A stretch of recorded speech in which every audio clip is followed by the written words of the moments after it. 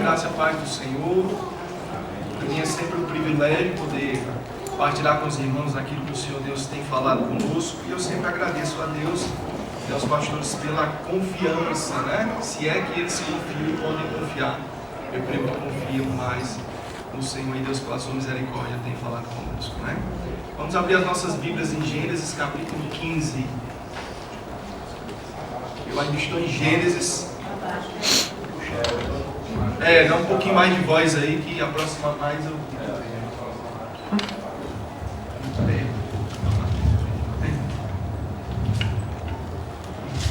Amém.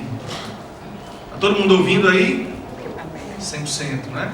Gênesis capítulo 15. Eu estou em Gênesis desde o mês passado. Na verdade, mês retrasado. Em dezembro do ano passado. Estava em Gênesis capítulo 3 e agora em Gênesis capítulo 15 nós vamos ler todo o capítulo. Eu vou ler com certa velocidade, o capítulo é longo, e aí ao longo da exposição você vai relendo juntamente comigo e compreendendo o que o Senhor quer falar conosco no dia de hoje. Amém? Todo mundo em Gênesis 15? Depois destas coisas, veio a palavra do Senhor a Abrão em visão, dizendo: Não temas, Abrão, eu sou teu escudo e o teu grandíssimo galardão. Então disse Abrão: Senhor Yahvé, que me hás de dar? Pois ando sem filhos, e o mordomo da minha casa é o Damasceno Eliezer.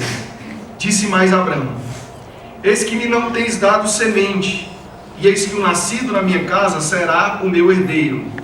E eis que veio a palavra do Senhor a ele, dizendo: Este não será o teu herdeiro, mas aquele que de ti será gerado. Esse será o teu herdeiro. Então o levou fora e disse: Olhe agora para os céus e conta as estrelas, se as pode contar. E disse-lhe: Assim será a tua semente. E creu ele no Senhor, e foi-lhe imputado isto por justiça. Disse-lhe mais: Eu sou o Senhor, que te tirei de Ur dos Caldeus, para dar-te a ti esta terra para herdares. E disse ele: Senhor Yahvé, como saberei eu que vou herdá-la? E disse-lhe: Toma-me uma bezerra de 3 anos, e uma cabra de 3 anos, e um carneiro de 3 anos, e uma rola, e um pombinho. E trouxe-lhe todos estes, e partiu-os pelo meio, e pôs cada parte deles em frente da outra, mas as aves não partiu. E as aves desciam sobre os cadáveres, Abrão, pois, as enxotava. E pondo-se o sol, um profundo sono caiu sobre Abrão, e eis que grande espanto e grande escuridão caíram sobre ele. Então disse a Abrão: Saibas de certo que peregrina será a tua semente em terra que não é sua, e servi-los-á e afligi-los-ão 400 anos, mas também eu julgarei a gente a qual servirão, e depois sairão com grande fazenda. E tu irás a teus pais em paz, em boa velhice, e serás sepultado. E a 4ª geração tornará para cá, porque a medida da injustiça dos amorreus não está ainda cheia. E sucedeu que, posto o sol, houve escuridão, e eis um forno de fumaça e uma tocha de fogo que passou por aquelas metades. Naquele mesmo dia fez o Senhor um concerto, uma aliança com Abrão, dizendo: A tua semente tenho dado esta terra, desde o rio do Egito até ao grande rio Eufrates, e o Queneu, e o Quenezeu, e o Cadmoneu, e o Eteu, e o Ferezeu, e os Refaíns, e o Amorreu, e o Cananeu, e o Girgazeu, e o Jebuseu. Amém? Feche seus olhos. Senhor, eis aí a tua palavra, Deus, e nós queremos ouvir a tua voz através dela. Fala conosco nesta manhã, que o teu Espírito Santo possa ministrar nos nossos corações, e que os nossos corações estejam como o solo fértil, Deus, para que frutifique a 30, 60 e a 100 por um, Senhor, que possa prevalecer a tua voz e não a voz de qualquer pessoa, seja minha ou de quem for pregar por aqui, Senhor Deus. Amém e amém. Nós temos falado acerca de Deus, dos seus atributos, daquilo que lhe é próprio. Já foi falado aqui que Deus possui atributos que ele comunica com o ser humano, que ele passa para o ser humano de certa forma, e alguns que são incomunicáveis, que são dele unicamente. E o atributo que eu quero tratar nesta manhã é o atributo da soberania de Deus. Se podemos intitular a mensagem de hoje, é o Deus soberano da aliança. Na nossa cultura, ainda que atualmente ela esteja um tanto contaminada com tantos ismos, relativismo, secularismo, outras questões que acabam tirando Deus do seu cerne dentro da nossa cultura, ainda nascemos num país que é basicamente de moral e princípios cristãos. Desde muito jovem, os nossos pais nos ensinam que existe um Deus. A minha mãe, desde muito pequeno, minha mãe que inclusive está aqui hoje, meu pai, eu estou na caravana aí, desde muito pequeno minha mãe dizia: meu filho, Deus existe. E quando você desobedece os seus pais, Deus lá de cima, sentado no trono, Ele julga a sua atitude. Então, faça o que é correto, obedeça aos pais, não faça o que é errado, porque Deus pode castigar você. Esse Deus é apresentado logo desde cedo. E aí nós vamos crescendo com a impressão de um Deus um tanto até déspota demais, autoritarista demais. C.S. Lewis chamou esse Deus de um sádico cósmico. Mas quando nós vamos amadurecendo, outras teorias acerca de Deus e compreensões acerca de Deus nos são passadas também. Nós conhecemos ao longo dos anos um Deus que é bondoso, um Deus que é amoroso, um Deus que não se envolve com os problemas da nossa vida, de certo modo. Na semana passada eu no Instagram, o Instagram é uma maravilha, pode potencializar muitas coisas, pode ser usado até para pregar o Evangelho, trazer boas notícias, mas a verdade é que o contrário sempre acontece. E eu olhando lá nos stories, teve uma pessoa que compartilhou uma determinada pregadora e colocou embaixo assim: é isso aí. E eu fiquei curioso, né? Eu quero ver o que é que tão interessante essa pessoa falou, e eu cliquei lá.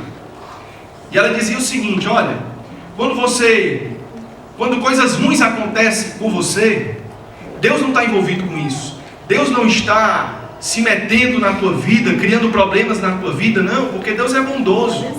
E ela usa o texto lá de Tiago, dizendo que do Pai das luzes sempre procedem as boas dádivas. Portanto, se Deus é bom, coisas ruins que acontecem na sua vida é de responsabilidade exclusiva sua. Você está apenas colhendo aquilo que você plantou. E é verdade, de certo modo, Paulo, escrevendo aos Gálatas, no capítulo 6, verso 7, ele diz o quê? Que de Deus não se zomba, pois tudo aquilo que o homem plantar, ele irá colher.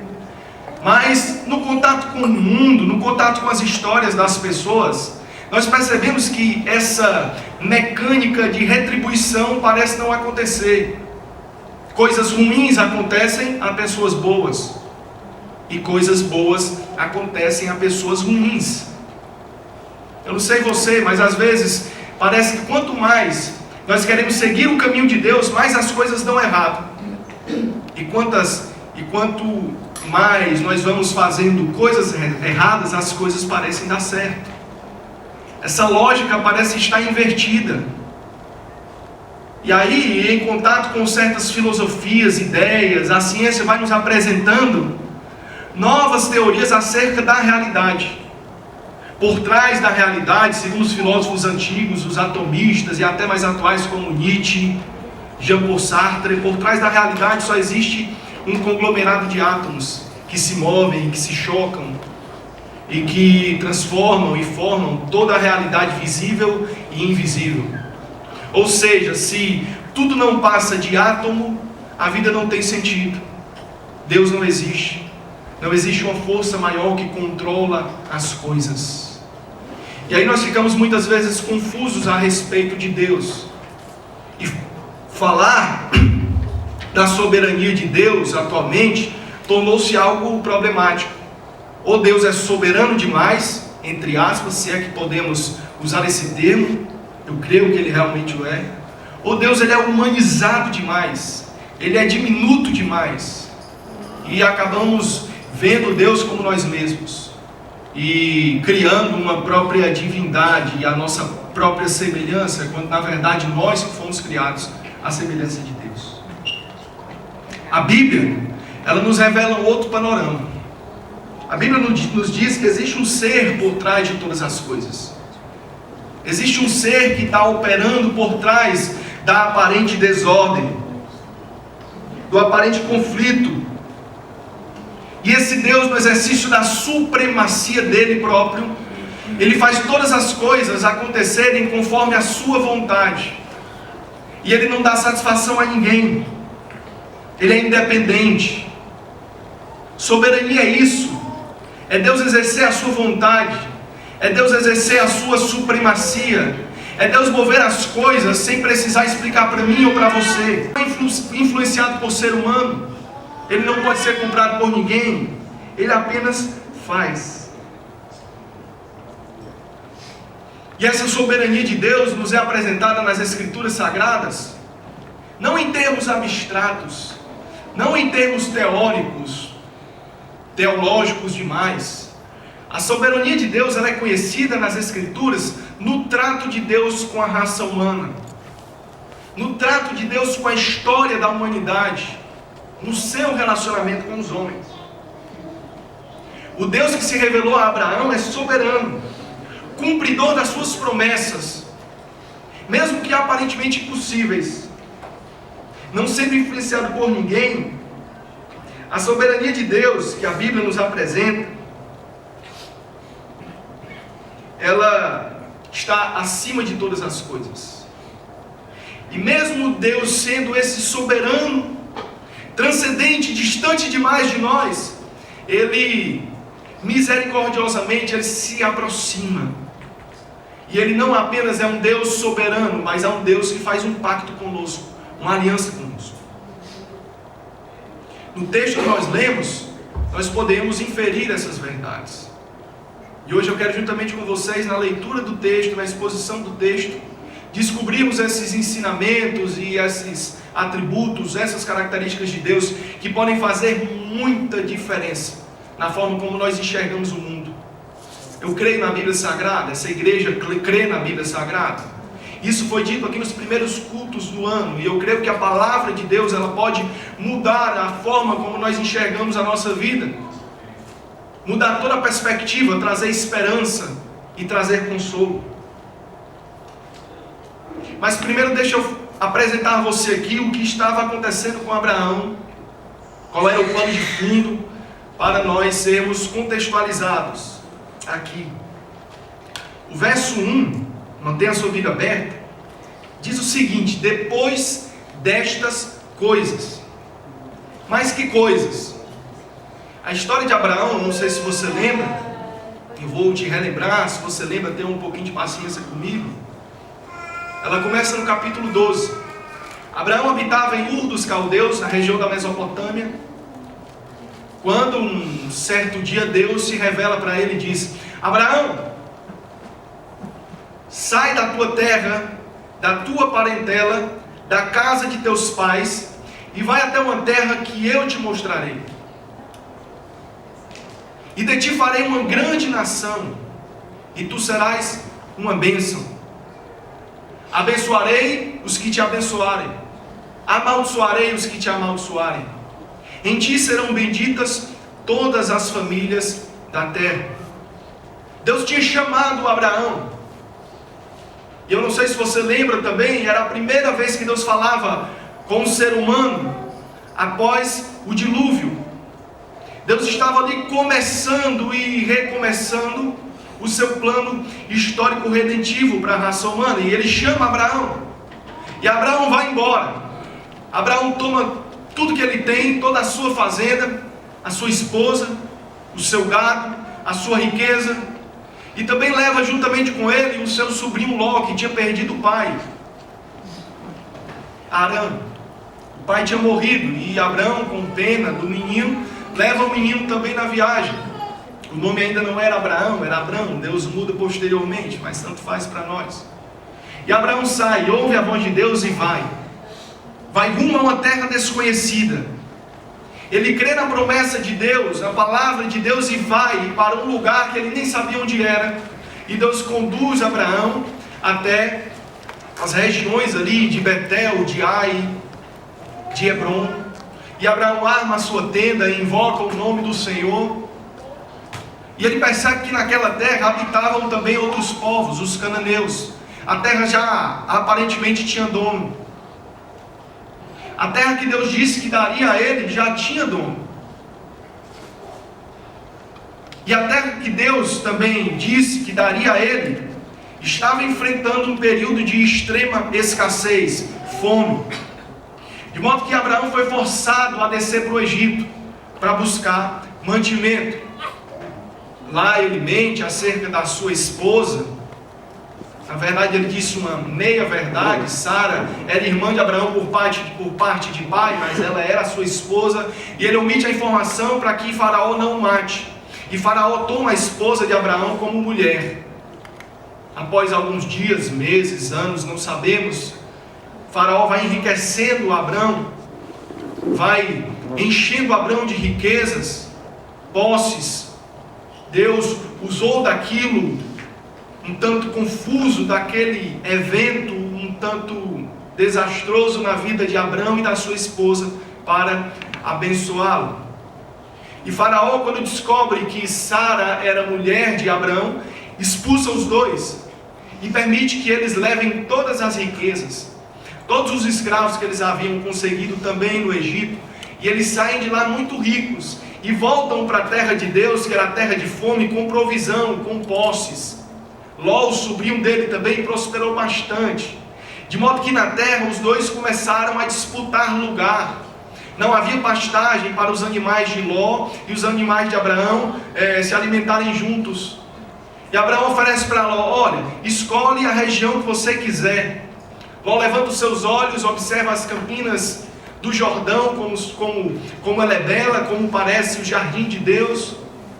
E ele vai para lá, não sabendo que ali havia uma cidade impiedosa, terrivelmente impiedosa e desobediente. Ló vai morar às portas da cidade de Sodoma e da cidade de Gomorra. No capítulo 14, um capítulo antes do capítulo que nós lemos hoje, acontece uma guerra. O rei que dominava toda a região naquela época, o rei de Elam, o nome do camarada é Quedorlaomer, se quiser pôr no nome do seu futuro filho. Quedorlaomer fez uma coalizão de reis, ele mais 4 reis, para lutar contra 5 reis que haviam se rebelado contra o domínio dele. A Bíblia diz que há 12 anos, Sodoma, Gomorra e outros 3 reinos pagavam tributos a Quedorlaomer. E a guerra começa, e Sodoma e Gomorra perde a batalha, e Quedorlaomer leva Ló cativo para a cidade dele. Um dos homens que tinha fugido da batalha, tinha conseguido sobreviver, ele avisa para Abraão que o sobrinho dele estava em apuros. E Abraão levanta ali um pequeno exército de 318 homens e vai para resgatar o seu sobrinho. Abraão, incrivelmente, de modo extraordinário, prevalece e consegue recuperar não só o seu sobrinho Ló, como também as riquezas de Ló. Deus abençoou Abraão. Deus fez Abraão vencer e prevalecer. Quando ele está regressando, ele se encontra com o rei de Salém, Melquisedeque, uma das passagens mais enigmáticas da Bíblia. Entrega o dízimo para Melquisedeque, e a Bíblia diz que Melquisedeque era um adorador, um sacerdote do Deus Altíssimo.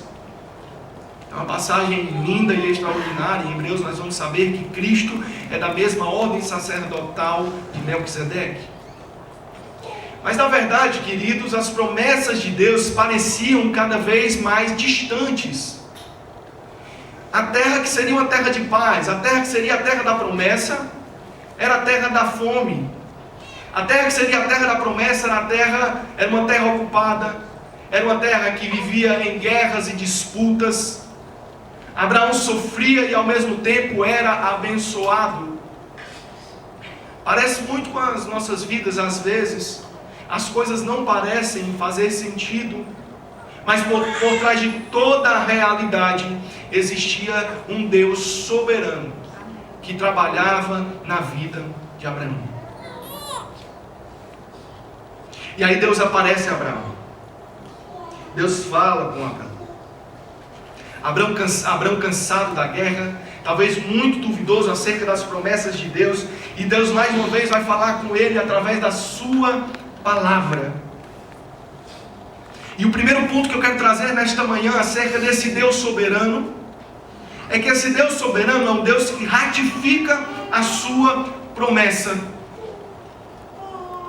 É um Deus que confirma a sua palavra. Continuando o verso 1, diz o seguinte: veio a palavra do Senhor a Abrão em visão, dizendo: não temas, Abrão, eu sou o teu escudo e o teu grandíssimo galardão. Veio a palavra do Senhor. A versão NVI, se você tiver com NVI, ela suprime o termo e veio a palavra. Eu creio que diz apenas e disse Deus. Mas é interessante como no original hebraico, quando Deus fala, existe um termo específico. Nesse diálogo, quando Abrão fala, existe um outro termo, enfatizando que a palavra de Deus, a fala de Deus, tem um peso muito maior do que a fala de um ser humano. Quando Deus fala, o texto hebraico diz Devar Adonai. E quando Abraão fala, é Vaiomer Abraão. Então são termos diferentes. Deus estava falando com a sua palavra, que não é como a palavra dos homens, e confirmando a sua promessa. Deus é um Deus soberano, que ratifica a sua promessa através da sua palavra. A sua palavra que não falha, a sua palavra que não profere mentiras, a sua palavra que não é dita em vão. Isaías 55:11 diz: assim será a palavra que sair da minha boca, ela não voltará vazia, antes fará o que lhe apraz, aquilo para que a enviei. Quando Deus fala, Deus não está fazendo um ensaio. Quando Deus escreve, Deus não está fazendo um rascunho. Se Deus disse, assim é. Porque a palavra de Deus é a palavra de um Deus soberano. E Abraão, ouvindo aquela palavra de encorajamento, que Deus era o seu escudo, que Deus era a sua recompensa, Abraão possuía alguns questionamentos acerca da promessa.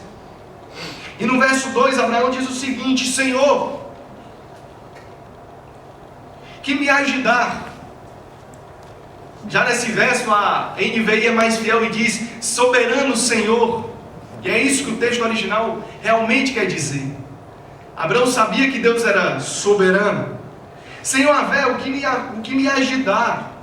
Pois ainda estou sem filhos, e o mordomo da minha casa é o Damasceno Eliezer. Eliezer, da cidade de Damasco, era o provável herdeiro de Abraão.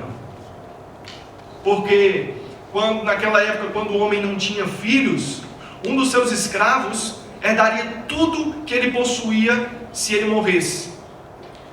E Abraão, tentando ver a promessa de Deus se cumprir de alguma forma, ele intenciona ver no escravo dele o herdeiro da promessa. Abraão estava pensando em termos, de certo modo, naturais. A promessa de Deus parecia muito distante e até mesmo impossível. Alguns dizem que Abraão não creu na promessa porque ele era velho demais. E ele cantava a música do Silvio Santos, que a pipa do vovô não subia mais. Mas não era verdade. Com seus 90, 95 anos, Abraão ainda tinha muita potência. Tanto é que o pai dele morreu com 200 e poucos anos. Naquela época, os homens gozavam de uma maior longevidade. No capítulo seguinte, inclusive, ele vai correr para cima da serva Agar. O problema não estava na incapacidade dele, na impotência ou virilidade dele. O problema estava na mulher dele. A mulher dele era estéril. Não havia possibilidade dele ter um filho, um herdeiro junto com a mulher, porque a mulher não tinha filhos. Mas se Abraão entendia que Deus era soberano, Abraão deveria entender que esse Deus soberano que ratifica a sua promessa é um Deus que cumpre a sua promessa, ainda que ela seja aparentemente ou humanamente impossível. Deus cumpre a sua promessa. Deus faz acontecer. Somente Deus tem o poder de revogar a ordem natural das coisas. Somente Deus pode revogar esses mecanicismos de causa e efeito. Se eu faço bem, ganho coisas boas. Se eu faço mal, ganho coisas más. Se eu trabalho muito, eu sou abençoado. Se eu trabalho pouco, eu não como. A Bíblia nos ensina a trabalhar para comer. Mas às vezes, queridos, nós trabalhamos e as coisas parecem não acontecer porque o nosso mundo está vivendo uma desordem. Mas Deus ainda é soberano. E que por mais que pareça impossível de Deus estar cumprindo a promessa dele na sua vida, Ele está fazendo acontecer. Eu não sei você, mas na leitura da Bíblia Sagrada, isso sempre acontece. Na história da redenção, Deus sempre deixou o seu povo perante o impossível, para demonstrar a sua soberania. Sempre, quando tudo parece perdido, Deus vem para demonstrar que Ele ainda possui as rédeas da história, que a sua promessa ainda há de se cumprir. Você lembra de Moisés? Moisés fugindo do Egito, feliz, indo para o deserto celebrar a Deus, mas no meio do caminho há um mar, há uma muralha intransponível, não há como passar, não há como continuar a caminhada. E Deus disse a Moisés: Moisés, toma o teu cajado e toca nas águas. E o mar se abriu. Aquilo era impossível. Mas um Deus soberano é um Deus que cumpre promessas impossíveis. É um Deus que vai além da ordem natural das coisas. Deus ainda é o Deus que pode curar doenças incuráveis. Deus ainda é o Deus que pode revogar diagnósticos sem nenhuma solução. A palavra dos crentes de que a última palavra de Deus é verdade. A sua promessa há de se cumprir. Como também, às vezes, o milagre não vem. Às vezes as coisas boas não acontecem. E tudo não parece fazer sentido, mas Deus ainda está cumprindo a sua promessa. Não tem aquela música, no meio de tantas músicas ruins, aquela até bacana. Se Deus fizer, Ele é Deus. Se não fizer, Ele é Deus. Se a porta abrir, Ele é Deus. Se a porta não abrir, Ele é Deus. Ele é Deus em todas as situações. E a sua promessa está sendo cumprida. O seu plano está sendo levado a cabo a despeito das circunstâncias. E foi isso que Deus falou a Abraão naquela circunstância, naquele momento. Deus diz em seguida: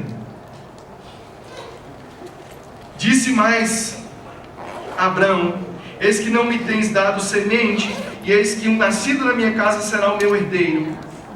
E eis que veio o quê? A Adonai Devá, a palavra de Deus novamente fala com Abraão: este não será o teu herdeiro, mas aquele que de ti será gerado, esse será o teu herdeiro. Não te preocupa se a tua mulher é estéril. Não te preocupa se o terreno parece estéril, se o solo é infértil. Eu vou fazer a semente germinar, onde é impossível que ela seja germinada, porque eu sou um Deus soberano. Eu sou um Deus soberano. E vou além das circunstâncias, e vou além das leis, e vou além da ordem natural das coisas. Quem dirige e controla esses átomos sou eu mesmo.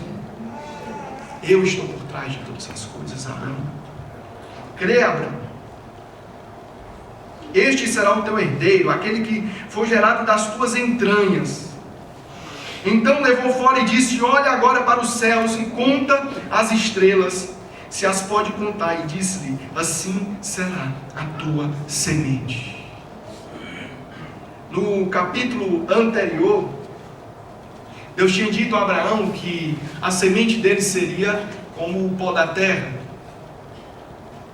E aí você imagina que a nação do povo de Deus seria como todas as areias de todas as praias, de todos os desertos do mundo. Deus diz isso a Abraão quando ele se separa de Ló. Deus fala: levanta os teus olhos, olha para a banda do norte, para a banda do sul. Essa será a tua terra, e a tua descendência será como o pó que você enxerga agora. E aí, nesse diálogo aqui, muito provavelmente Deus falou com Abraão no período da noite, ou um pouco antes do raiar do sol, do brilhar da aurora. E Deus mostra as muitas estrelas. Na nossa cidade, a luz da cidade, ela acaba ofuscando o brilho das estrelas, mas naquela época não havia luz, não havia cidades iluminadas, não tinha eletricidade, o céu era lindo e estrelado. E Abraão olha aquilo, e a palavra de Deus falando com ele, e ele entende que esse Deus soberano que ratificava a promessa, era um Deus que faria cumprir a promessa, de modo que ia muito além daquilo que ele pensava e imaginava. Como diz Paulo em Efésios 3:20, que ele faz abundantemente mais do que tudo aquilo que pensamos ou pedimos. Deus disse para Abraão: olha, eu vou cumprir a minha promessa contra a ordem natural, e você não tem nem ideia do tamanho da tua nação. Olha para as estrelas. Abraão não tinha conhecimento científico, ele achava que as estrelas eram apenas aquelas que ele contemplava com os olhos. Mas através da ciência moderna nós temos algumas informações interessantes. Somente na nossa galáxia, os cientistas calculam que existem 400 bilhões de estrelas, somente na nossa Via Láctea. Existem outras bilhões e bilhões de galáxias, e trilhões de estrelas. E a promessa ia muito além do que ele podia enxergar, pensar e imaginar, porque Deus é que sabe os pensamentos que ele tem a nosso respeito. Como diz Jeremias 29, eu que sei que pensamentos tenho acerca de vós. E ele diz também que esses pensamentos são mais altos do que os vossos pensamentos, e os meus caminhos bem mais altos do que os vossos caminhos. Esse é o Deus soberano que estava ratificando e confirmando a sua promessa a Abraão.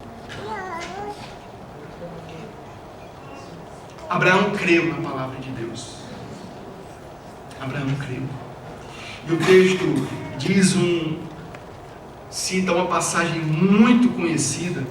Verso 6 diz: creu ele no Senhor e foi-lhe imputado isto por justiça. Esse texto é repetido lá em Romanos, capítulo 4, quando Paulo começa a argumentar acerca da fé de Abraão. Ele diz que Abraão era o pai da fé, e ele tinha alcançado justiça diante de Deus, não por causa das suas obras. Ele nada tinha feito, ele não ofereceu nada diante de Deus. Ele apenas creu, ele apenas confiou na palavra da promessa, e aquilo fez dele alguém justificado, não pelas suas obras. Mas sabe, será que a fé foi gerada unicamente nele? Romanos capítulo 10, verso 14, diz o seguinte: que a fé vem pelo ouvir, e o ouvir a palavra de Deus. Abraão creu porque a palavra de Deus veio e falou com ele. Quando Deus fala conosco, queridos, nós cremos, porque é Ele quem fala, porque é Ele quem decreta, porque é Ele que comunica.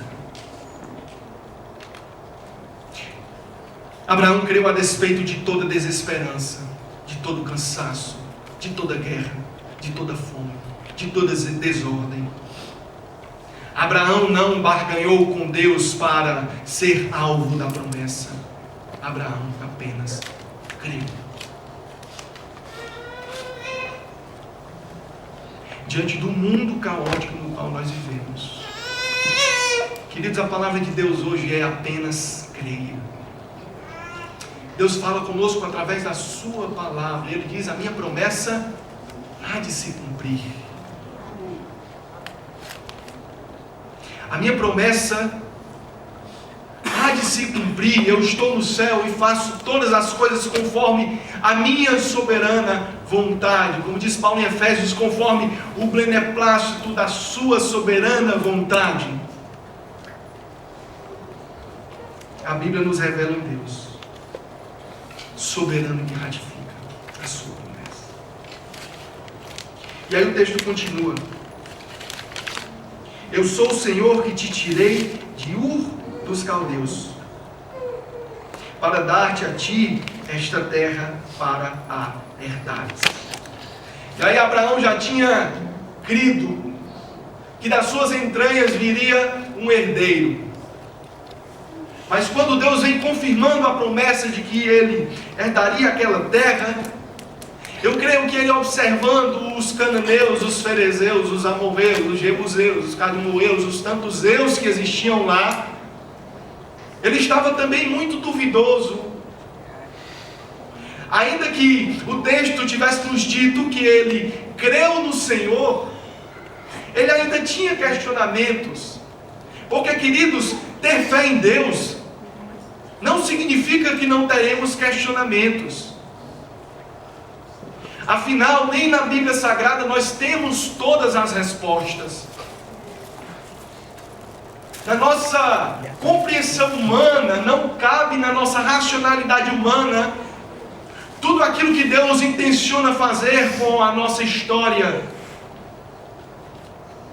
E Deus nos revela através da sua palavra aquilo que nós podemos compreender. Quando Jó, diante de tanta agrura, de tanta penúria, lamento e sofrimento, Jó começa a questionar a soberania de Deus. Os problemas de Jó vão aumentando diante dele. E ele começa a questionar e questionar. Mas quando ele se aproxima diante de Deus, ou melhor dizendo, quando Deus se aproxima diante dele, ele compreende que diante desse Deus grandioso e soberano, o que era pequeno eram os sofrimentos, os problemas dele. Eu ouvi uma história de um pregador famoso, que um certo dia um pai estava caminhando com seu filho, e parece que a criança tem o dom de fazer pergunta difícil. A criança pergunta para o pai: pai, qual é o tamanho de Deus? E aí o pai: esse menino, quero pegar, não vou saber explicar. E aí um avião muito barulhento, supersônico, passava por sobre a cabeça deles. E aí o pai olha para o avião e tem logo uma ideia, e diz: meu filho, está olhando esse avião? Você acha esse avião grande? E a criança, que não entendia muito de perspectiva, ela olhou para o avião e disse: não pai, o avião é muito pequenininho. Porque aos olhos da criança, aos olhos inocentes da criança, o avião era realmente bem pequeno, estava distante. E aí o pai tomou a criança e levou a criança para o pátio do aeroporto. E lá tinha um grande Airbus, um Jumbo, de 300 a 400 passageiros. Aí ele perguntou: meu filho, qual o tamanho desse avião? Aí ele diz: papai, esse avião é enorme, esse avião é muito grande. Aí ele diz: meu filho, Deus é dessa mesma forma. Quando nós olhamos para os nossos problemas, Deus parece pequenininho. Mas quando nós nos aproximamos deste Deus, nós percebemos que é Ele que é grande. E todas as outras coisas se tornam pequenas. Quando Jó, diante de Deus, começa a ouvir acerca dos seus grandiosos feitos, da sua criação, como Ele governava todas as coisas, Jó: Senhor, agora sei que tudo podes. Agora sei que tudo podes. E nenhum dos teus planos hão de ser frustrados. E aí Deus disse para o questionador Abrão: toma-me uma bezerra de 3 anos, e uma cabra de 3 anos, e um carneiro de 3 anos, uma rola e um pombinho. Gente, que coisa um tanto louca, né? Você faz uma pergunta para Deus a respeito da terra, em como você herdaria a terra, e Deus está pedindo para você fazer um sacrifício, Abraão conhecia muito bem os sacrifícios, porque ele tinha vindo de uma terra de crença pagã. E ele imaginou naquele momento que talvez Deus necessitaria daqueles animais, Deus necessitaria daqueles sacrifícios para contar o restante do que ele tinha para contar, para apresentar para Abraão a forma como ele iria cumprir a sua promessa de não somente fazer dele uma grande nação, mas fazer dele herdeiro de toda aquela terra de Canaã. E as aves desciam sobre os cadáveres que ele havia partido ao meio. A Bíblia é tão detalhista que ela diz que Abraão não partiu os pombinhos, as aves, porque era muito pequeno para partir.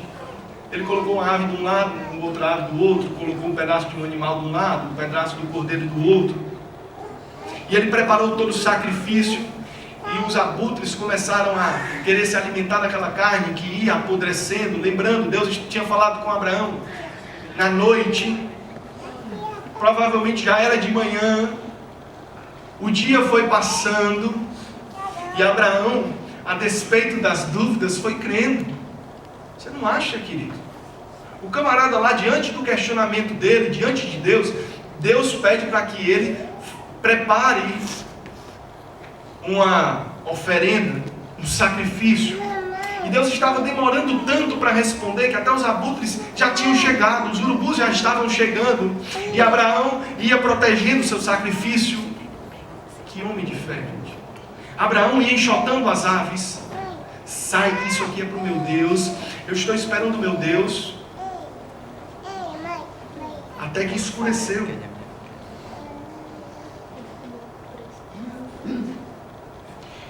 E pondo-se um sol, um profundo sono caiu sobre Abraão.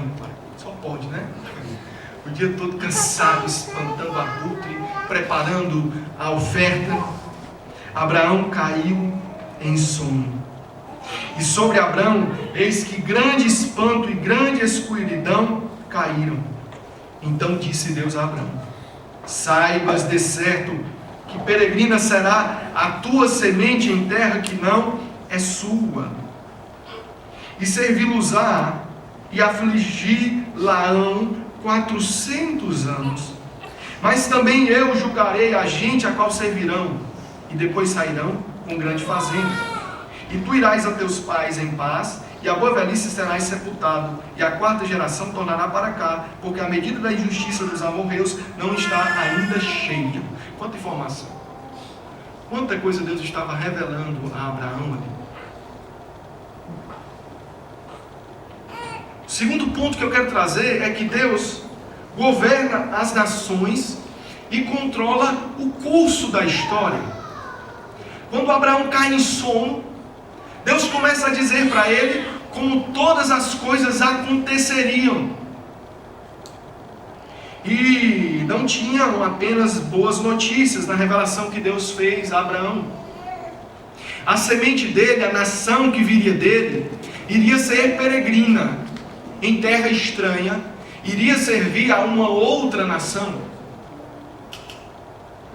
E esse período o serviu, não seria de 100 anos, 200, 300, mas 400 anos de sofrimento, em torno de 5 gerações sofrendo no Egito.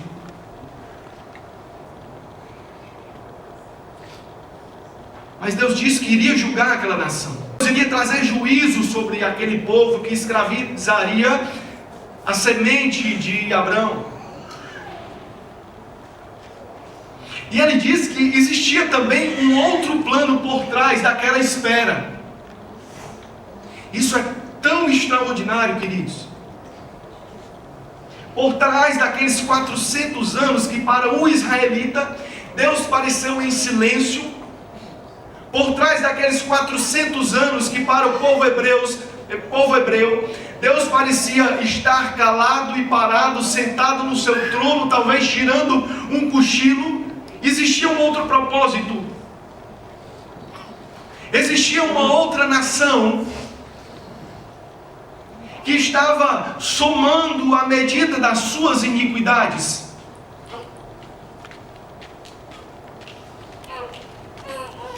Por trás do sofrimento hebreu no Egito, Existia uma oferta misericordiosa de Deus para os cananeus.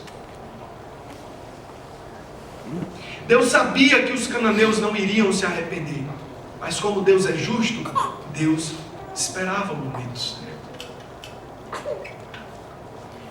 Parece sim haver um limite, um ápice para a paciência do Deus eterno. Sávio, será que você não está inferindo algo muito pesado a partir de apenas uma passagem? Vamos lá para Mateus 23, 32.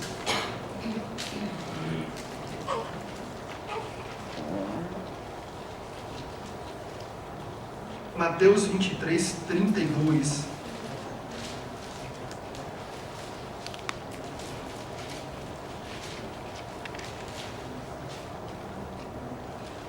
Olha o que Jesus fala aqui. Quando lê o 31, ele está julgando o povo de Israel por não acreditar nele. E ele diz assim: vós mesmos testificais que sois filhos dos que mataram os profetas. Enchei vós, pois, a medida dos vossos pais. Aqui mais uma vez Deus está demonstrando através de Cristo Jesus que há uma medida. Que o juízo de Deus não vem por acaso. Que quando Deus traz destruição e morte, Deus não faz isso porque Ele é um Deus arbitrário e ruim, mas porque é justo. Vamos lá para 1 Tessalonicenses 2, 16.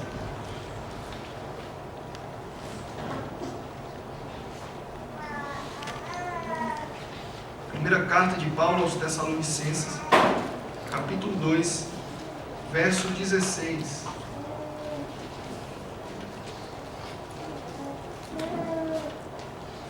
Vamos ler a partir do 14 para ficar mais claro. Porque vós, irmãos, haveis sido feitos imitadores das igrejas de Deus, que na Judeia estão em Jesus Cristo, porquanto também padecestes de vossos próprios concidadãos, o mesmo que os judeus lhes fizeram a eles, os quais também mataram o Senhor Jesus e os seus próprios profetas, e nos têm perseguido, e não agradam a Deus, e são contrários a todos os homens, e nos impedem de pregar aos gentios as palavras da salvação, a fim de encherem sempre a medida de seus pecados.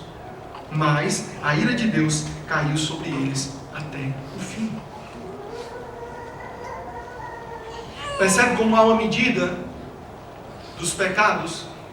E a medida dos pecados dos amorreus ia se avolumando. O Antigo Testamento é um tanto difícil de ler.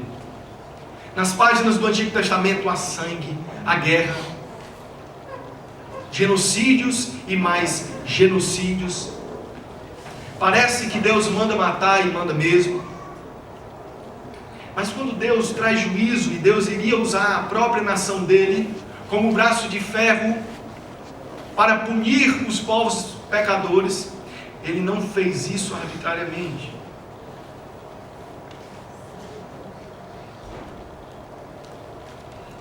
Deus é um Deus soberano que controla a história. E por trás dessas migrações, por trás dos refugiados no Oriente Médio, por mais que tudo pareça caótico, Deus está no controle de todas as coisas. Por mais que Deus pareça estar em silêncio, Deus está operando. Alguns estão sendo alvos da misericórdia, enquanto outros que são fiéis estão inclusive sofrendo, como os hebreus no Egito. Mas Deus continua soberano e controlando a história. Entende a profundidade disso, queridos? Você entende que todos os governadores que governam só governam porque Deus permitiu? E se Deus permitiu, torna-se automaticamente vontade dele que assim aconteça. Porque é Deus que controla a história. Porque é Deus que sabe onde tudo vai levar. despeito das guerras e mortes, a despeito da corrupção, por exemplo, no nosso país, as coisas ainda estão acontecendo conforme a soberana vontade de Deus. Não há coisa que traz mais conforto para o coração do cristão, pelo menos deve trazer essa realidade. Frente a tanto desemprego, tanta violência, tanta morte, tantas dúvidas e questionamentos, tantas nações se levantando contra as nações, os americanos se achando donos do mundo, o Oriente Médio querendo explodir uma bomba atômica ou descer por goela abaixo a crença islâmica, Deus ainda está no controle. Descansa o teu coração, Deus ainda está no controle. Você crê como falar de atributos de Deus é falar de coisas que dizem respeito intimamente com a forma que nós enxergamos o mundo. São coisas não abstratas, mas concretas. É quando a teologia se encontra com a vida e nós tomamos nas mãos um novo óculos, uma nova cosmovisão, uma nova forma de vida. É por isso que o apóstolo Paulo diz o que? Em tudo dai graças, porque essa é a vontade de Deus. Em tudo dai graças. É por isso que o apóstolo Paulo diz aos Filipenses: não andeis ansiosos por coisa alguma, antes sejam conhecidas diante de Deus todas as vossas petições, através da oração e ação de graças. E a paz de Deus, que excede todo o entendimento, guardará os vossos corações em Cristo Jesus. É porque Deus é soberano e está no curso da história que os filipenses deveriam descansar a despeito da perseguição.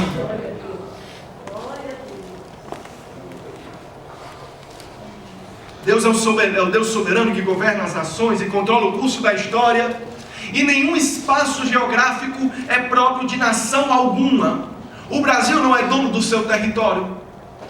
Os Estados Unidos não é dono do seu território. O Canadá não o é. A China também não. Deus é dono de todas as coisas. Salmo 24, verso 1 diz: do Senhor é a terra e toda a sua plenitude, o mundo e aqueles que nela habitam. Glória a Deus, louvado seja o nome dele. Sabe por que Deus ia dar a terra para Abraão? Porque a terra não era dos cananeus, dos ferezeus, dos heveus, dos tantos que lá habitavam, mas a terra pertencia a ele. Eu que posso dar a terra para você, porque ela é minha. Por isso creia que eu sou o teu escudo, eu sou a tua recompensa. Não olha para as circunstâncias, não olha para as guerras entre os 5 reis contra os 4 reis, não olha para a fome, não te desesperes acerca de Faraó. Eu sou o Deus que posso te dar o rio que vai desde o Egito até a terra de Dan, mais ao norte. Eu sou o Deus que te farei herdar todas essas terras. Querido, pode parecer um tanto estranho, mas Deus é o latifundiário do universo. Deus é o dono de todas as terras. Pensa numa palavra de esperança para quem não tem terra para morar. Deus é o latifundiário de tudo, do universo, das terras do nosso planeta e de todas as outras terras dos outros planetas. Deus é soberano, queridos, e governa todas as nações. Você está duvidando diante dos acontecimentos históricos? Deus ainda está governando. Quando o povo de Israel foi escravizado no Egito, Deus ainda estava governando. Quando o povo de Israel sai do Egito, vai para a terra de Canaã novamente, e ali começam outras guerras com os filisteus, Deus estava governando. Quando o povo de Israel é tomado da terra, porque Deus, por ser justo, trouxe o mesmo juízo, queria trazer os cananeus ao povo de Israel, ele tira o povo da terra. Deus leva o povo para a Babilônia para viver mais um período de escravidão, dessa vez um pouco mais curto, 70, 75 anos. Deus ainda estava governando todas as coisas. Quando Jesus vem e o Império Romano dominava todo o mundo conhecido, Jesus não se preocupou com a política, ele tinha uma boa mensagem para pregar, porque Deus era soberano e ele sabia, ele era o próprio Deus. Deus ele governava todas as coisas. É por isso que diante daqueles que queriam julgá-lo, diante de Pilatos. Pilatos diz assim: eu tenho poder para te prender e para te soltar. Ele diz assim: nenhum poder que te foi dado, não foi dado, te foi dado pelo meu próprio Pai. Tu não podes nada contra mim, porque Deus é soberano e governa as nações. É Ele que distribui tudo, é Ele que faz tudo caminhar para um plano determinado. Abra lá em Isaías 46, verso 9. E grave essa passagem na sua Bíblia aí. 46. Existem alguns teólogos e pastores que atualmente têm pregado uma posição chamada teísmo aberto. O teísmo aberto diz que, porque Deus é Deus, Ele conhece todas as coisas. Porém, conhece todas as coisas que existem. Porque as coisas que ainda não são, Deus não conhece, porque, é óbvio, elas não existem.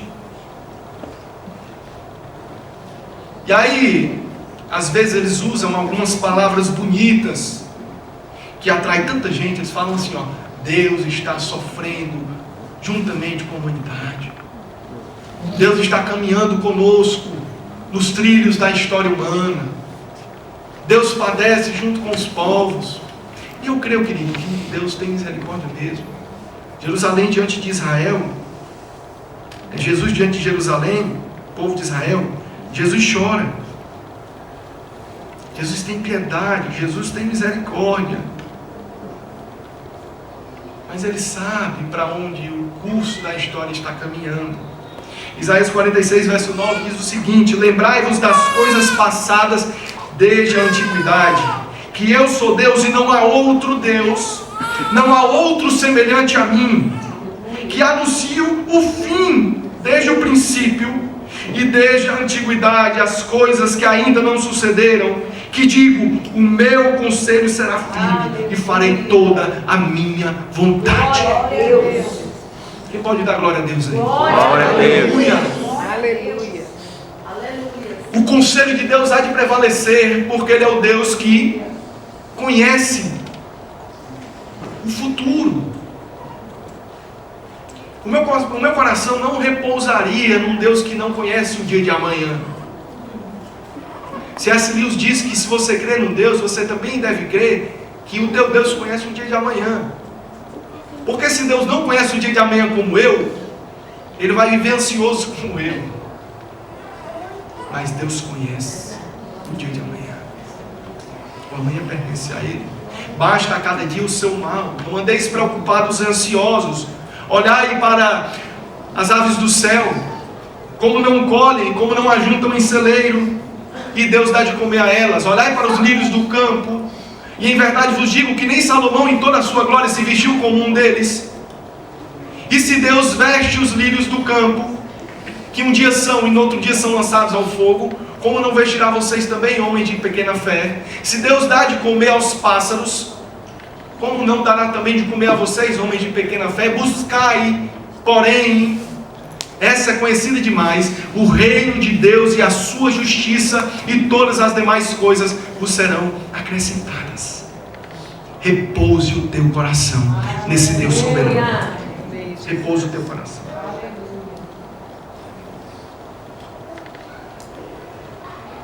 E o Senhor ia punir o Egito, que tinha escravizado o povo de Israel. Olha como isso é paradoxal. Deus tinha mandado o povo para o Egito, e o Egito também ainda teria responsabilidade sobre o que eles estavam fazendo. Quando se fala acerca de soberania humana, soberania divina, as pessoas sempre relacionam a soberania divina com a responsabilidade humana. Gente, isso é difícil de compreender. Eu creio que vai muito além do que podemos descrever com palavras. Deus é soberano, as coisas acontecem conforme o querer dele, e ao mesmo tempo, quando eu faço algo de errado, eu tenho responsabilidade sobre os meus próprios atos.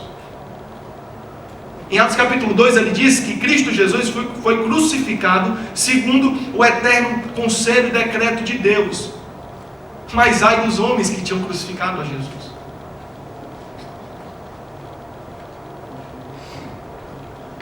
E Deus iria trazer juízo para a nação do Egito, e Deus iria trazer juízo para os amorreus que habitavam na Mesopotâmia.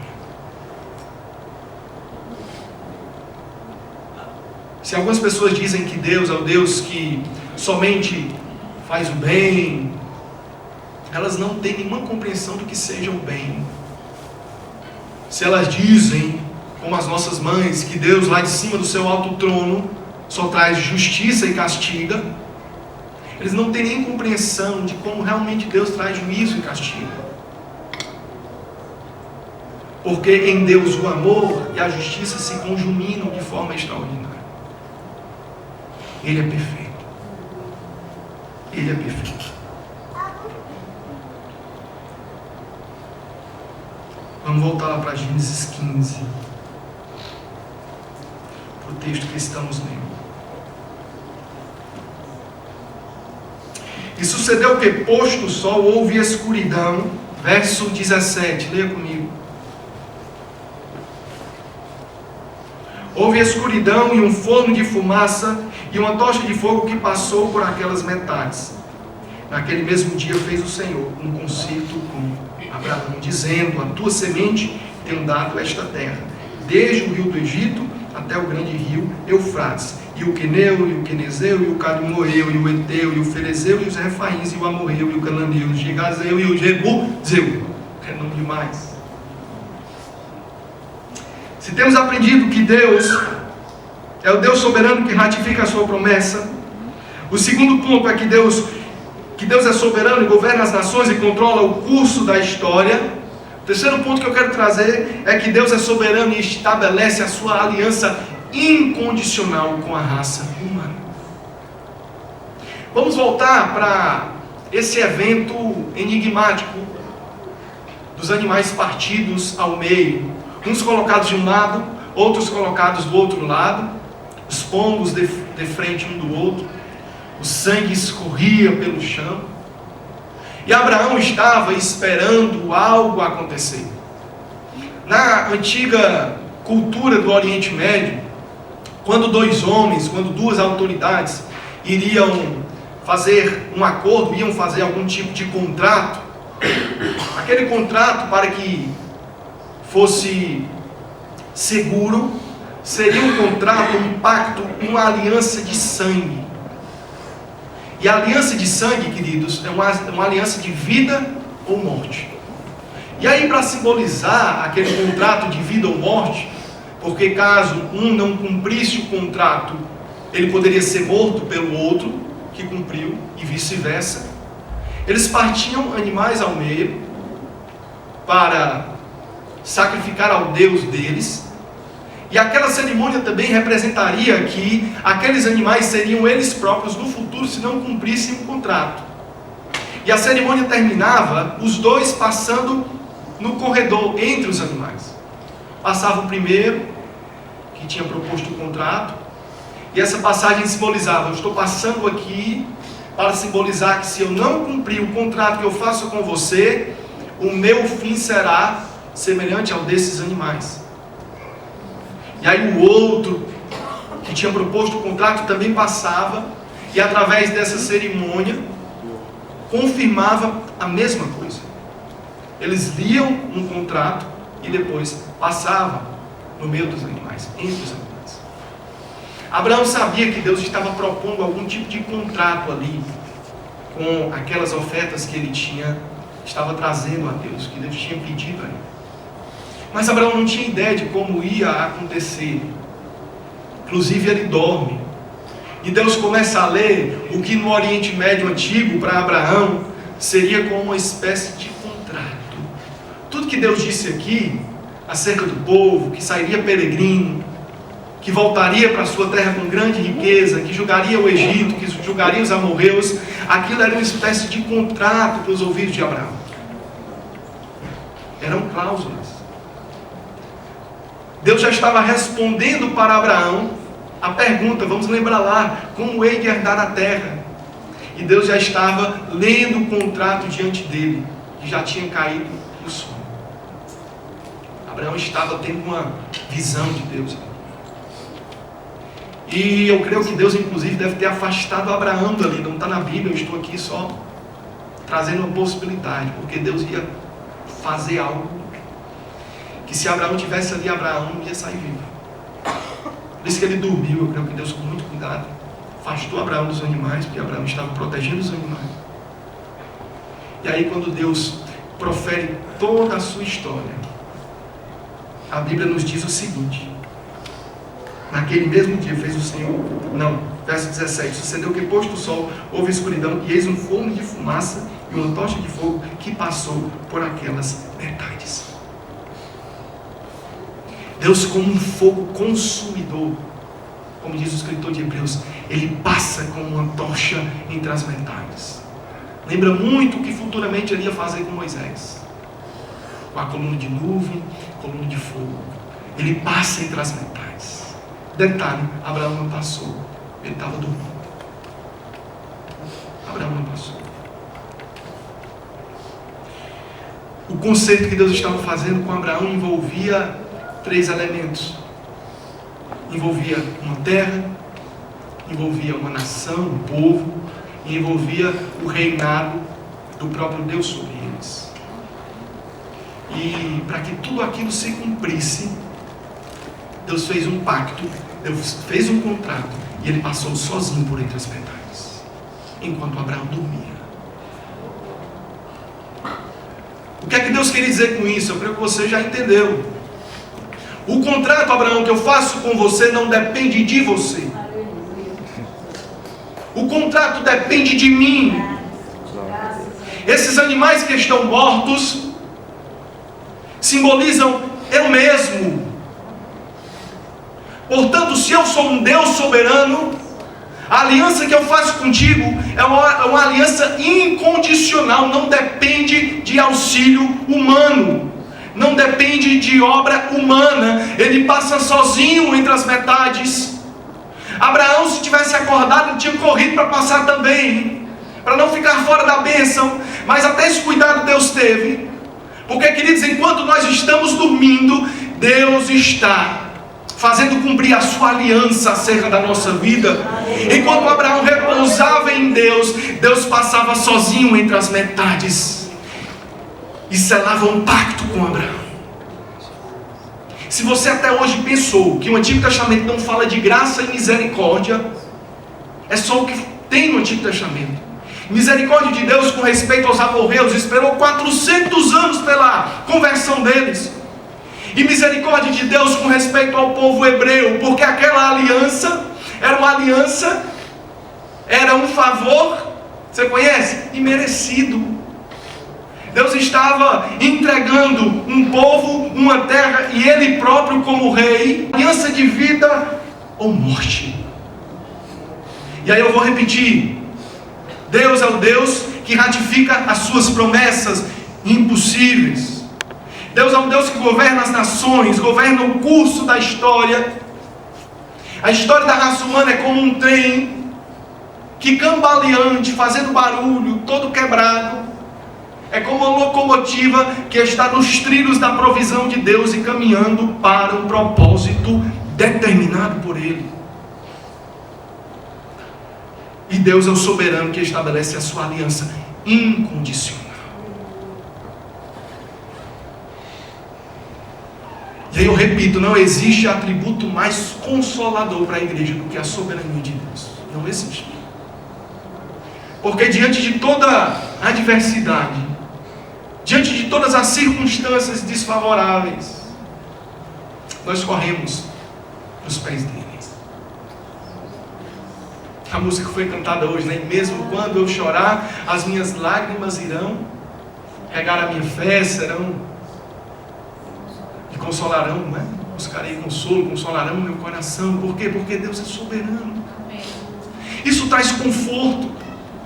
Traz conforto para mim saber que Deus está envolvido não apenas com as coisas boas, mas com as coisas aparentemente sem sentido, com o meu sofrimento, inclusive com a minha morte, como diz o Salmo, acho que é 116, que preciosa é a vista do Senhor, a morte dos seus santos.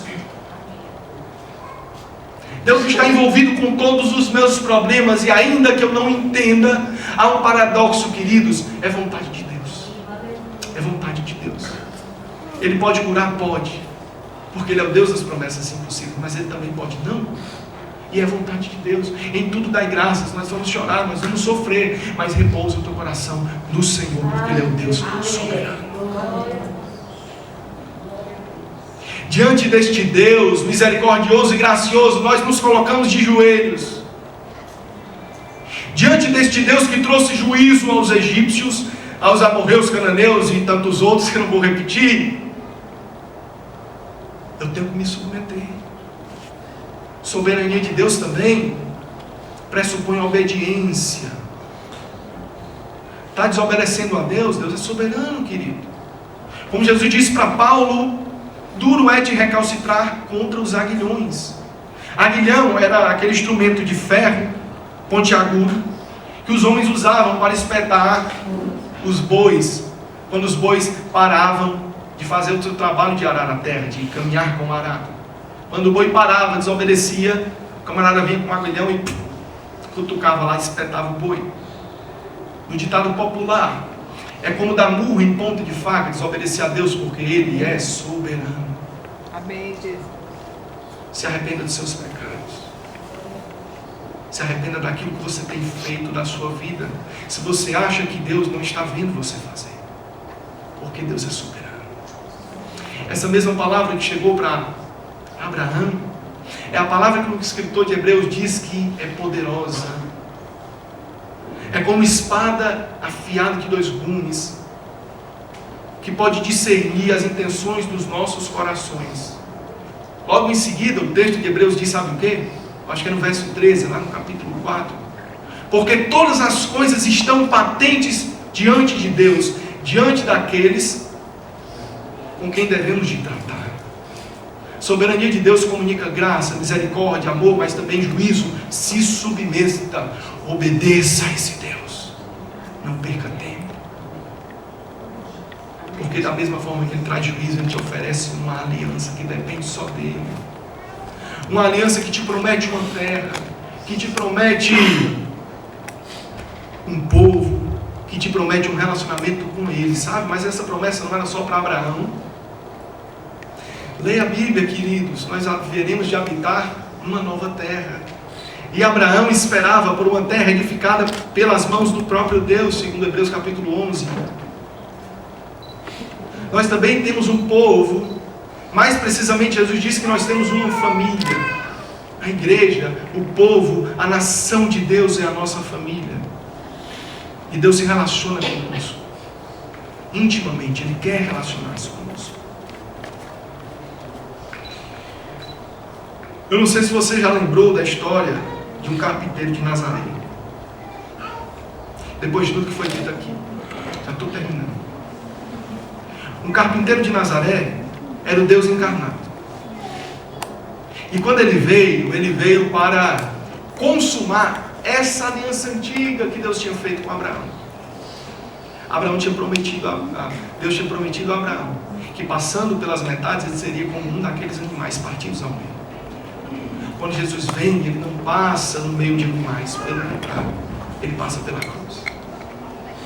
Ele parte o seu corpo ao meio, como Ele diz na Santa Ceia, o meu corpo é partido por vós, e o meu sangue é derramado para a remissão dos seus próprios pecados.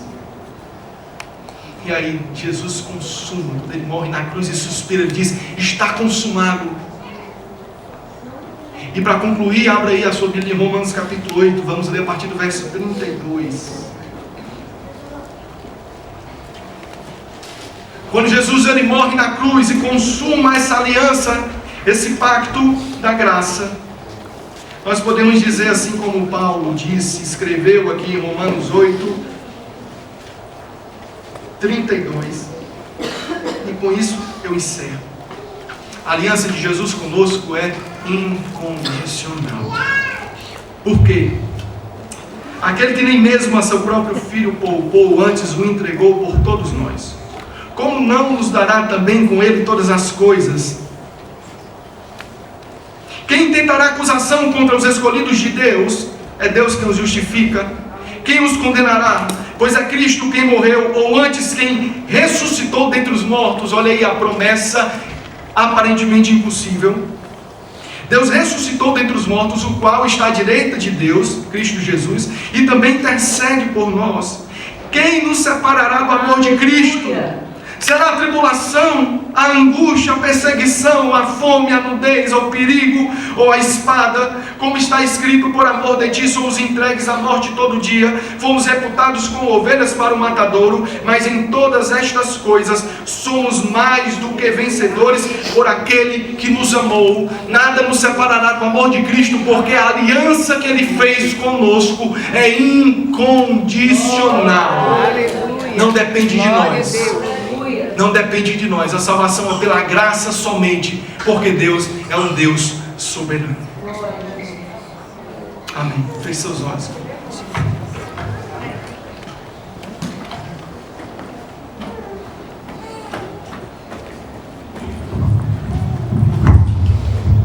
Senhor, diante da Tua soberania, diante de quem Tu és, diante da verdade proclamada nas Escrituras a respeito da Tua suficiência, Deus, da Tua magnitude, da Tua grandeza, nos resta apenas pedir mais fé. Porque enquanto, Deus, nós tentarmos Te compreender pela nossa capacidade de raciocínio, enquanto nós insistirmos em Te compreender, entender as nuances dos Teus pensamentos a partir da nossa capacidade de racionalizar as coisas, enquanto nós nos confiarmos na nossa inteligência, no nosso intelecto, nas nossas leituras paralelas, nos títulos de livros e pensadores que acumulamos, enquanto insistirmos em expandir a nossa mente e entender o Senhor a partir do conhecimento humano, nós vamos continuar lutando contra Ti e contra nós mesmos. Então a minha oração nessa manhã, Senhor, é que o Senhor nos dê mais fé. E que, como Saulo falou, Senhor, nós sejamos conduzidos pelo Teu Espírito a um lugar de arrependimento. E assim o Senhor possa trazer para nós essa compreensão da nossa falibilidade, da nossa pequenez.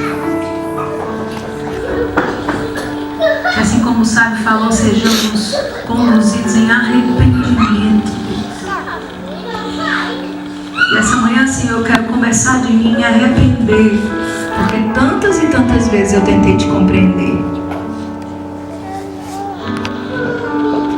Tantas vezes eu tentei entender o que Você estava fazendo e fui conduzida a essa percepção de causa e efeito, porque eu preciso de explicação para as coisas. Mas essa manhã, Deus, me arrependo junto com os meus irmãos, eu não sei de nada. Não se trata da minha capacidade de raciocínio, não se trata da minha expansão intelectual a partir das leituras. Eu nunca vou Te compreender, Senhor. Então me arrependo essa manhã, junto com os meus irmãos, e rogo por mais fé. Eu quero crer.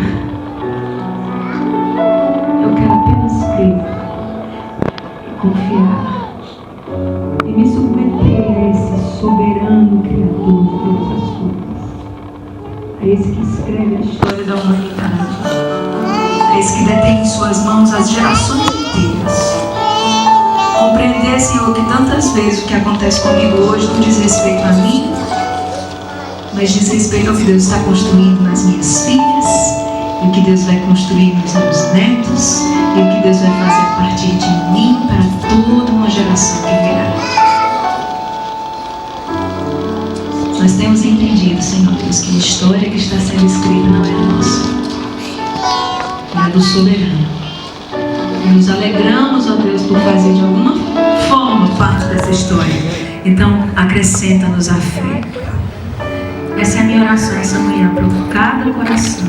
Submeta cada coração aqui, cada mente, ao senhorio de Jesus. Que cada mente submeta-se, reconheça sua insignificância diante do soberano.